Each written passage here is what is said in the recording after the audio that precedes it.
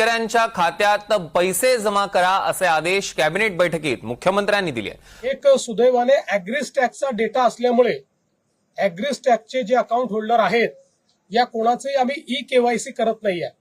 अन्यथा ई-केवायसीलाच 1 महिना लागला असता। फक्त एखाद्या केसमध्ये जिथे ॲग्रिस्टॅकमध्ये नाव नाही आणि एलिजिबिलिटी आहे त्यांचंच केवळ ई-केवायसी आपण करतोय। त्यांनाही आपण पहिले मदत देऊ, त्याच्यानंतर मग ई-केवायसी करू। सरकारच्या वतीनं जे रिलीफ पॅकेज घोषित करण्यात आलं होतं त्याचा आज आढावा मंत्रिमंडळाच्या बैठकीमध्ये आम्ही घेतला। आतापर्यंत या अंतर्गत 8,000 कोटी रुपये हे रिलीज झालेले आहेत। जवळपास 40 लाख शेतकऱ्यांच्या खात्यांमध्ये पैसे पोचलेले आहेत। आज मंत्रिमंडळाच्या बैठकीत अजून 11,000 कोटी रुपये रिलीज करण्याला मान्यता देण्यात आली, कारण हे बजेटमधले पैसे नसल्यामुळे याला विशेष बाब म्हणून मान्यता देण्यात आली। आता हेही पैसे पुढच्या 15 दिवसांमध्ये शेतकऱ्यांच्या खात्यापर्यंत पोहोचवण्याचे आदेश आम्ही दिलेले आहेत।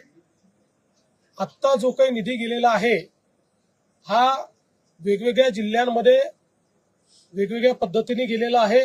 काही ठिकाणी तो पार्शल गेलेला आहे। याचं कारण आम्ही एक निर्णय घेतला होता की जशा याद्या येतील तशी मान्यता द्यायची, सगळ्या याद्यांकरता थांबायचं नाही। त्यामुळे कोणी हे कन्फ्युजन ठेवण्याचं कारण नाही। पुढच्या 15 ते 20 दिवसांमध्ये पूर्णपणे शेतकऱ्यांच्या खात्यामध्ये हे पैसे जातील।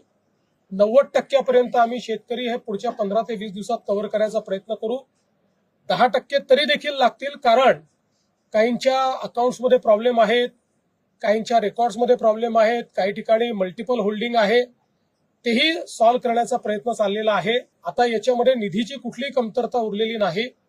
फक्त आपण एक समजून घेतलं पाहिजे की याची प्रोसेस आहे, त्या प्रोसेसमध्ये 2 वेळा याद्या व्हॅलिडेट कराव्या लागतात।